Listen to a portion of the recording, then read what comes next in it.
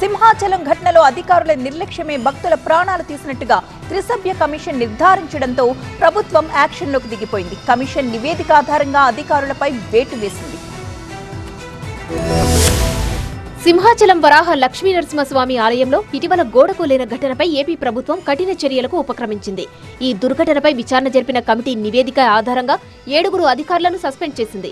సింహాచలం దేవస్థానం EO Subbarao, EE Srinivasaraju, APTDC EE Ramana, Simhachalam దేవస్థానం deputy EE KSN మూర్తి, APTDC deputy EE ఏబీవీఎల్ఆర్ స్వామి, APTDC AE Madan Mohan, Simhachalam దేవస్థానం JEE బాబ్జీలను ప్రభుత్వం suspend చేసింది. కాంట్రాక్టర్ను black list లో పెట్టాలని ప్రభుత్వం నిర్ణయించింది.